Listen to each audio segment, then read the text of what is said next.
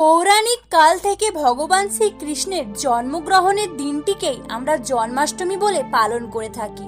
পবিত্র ধরাধাম থেকে পাপ মুক্ত করা এবং ন্যায় ধর্ম স্থাপন করে প্রেমের ভাব সকল প্রাণীর মনে ছড়িয়ে দেবার উদ্দেশ্যে ভগবান শ্রী বিষ্ণু তথা শঙ্খ পদ্ম গদাধারী নারায়ণ এই শ্রীকৃষ্ণ রূপে জন্মগ্রহণ করেছিলেন পৃথিবীতে। প্রতি বছর ভাদ্র মাসের অষ্টমী তিথি ধরেই জন্মাষ্টমী ব্রত ও উৎসব পালন হয়ে থাকে, কারণ পঞ্জিকা মতে ভাদ্র মাসের অষ্টমী তিথির রাত্রে কংসের অন্ধকার কারাগারে পিতা বসুদেব ও মাতা দেবকীর কোল আলো করে এসেছিলেন শ্রীকৃষ্ণ। এই শ্রীকৃষ্ণ আসলে ভগবান শ্রী বিষ্ণুর অষ্টম অবতার এবং অষ্টম সন্তান হয়েই জন্মগ্রহণ করেছিলেন মাতা দেবকীর গর্ভ থেকে। যদিও ভাগ্যক্রমে প্রভুর লালন ও পালন হয় মথুরা বৃন্দাবনের বাসিন্দা নন্দবাবা ও যশোদা মায়ের ঘরে।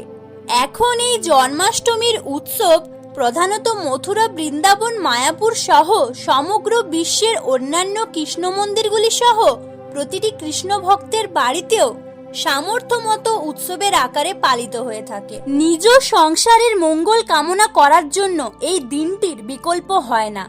কিভাবে এই জন্মাষ্টমী ব্রত পালন করবেন সেই বিষয়ে সম্পর্কিত একটি ভিডিও অবশ্যই আপনাদের খুব জলদি এই আলোর প্রদীপ চ্যানেলটিতে দেওয়া হবে।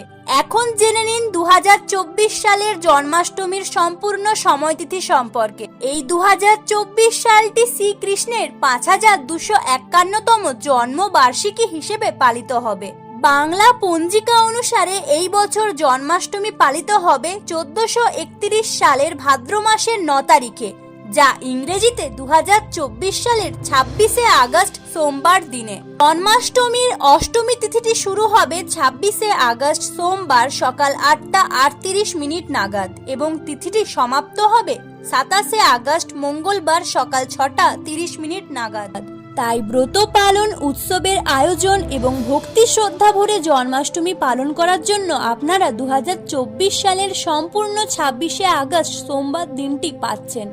এই দিন যথাসম্ভব উপবাসে থেকে নিরামিষ ভোজন গ্রহণের চেষ্টা করবেন। জন্মাষ্টমীর নিয়ম কানুন পালন সম্পর্কিত ভিডিও পেতে এক্ষুনি এই চ্যানেলটি সাবস্ক্রাইব করে আমার সাথে জুড়ে থাকুন এবং এই ভিডিওটি ভালো লাগলে লাইক ও শেয়ার করে সকল কৃষ্ণ ভক্তদের কাছে পৌঁছে দিন। আপনাদের আগামী জীবন সুখের হোক এই কামনাই করি। ধন্যবাদ।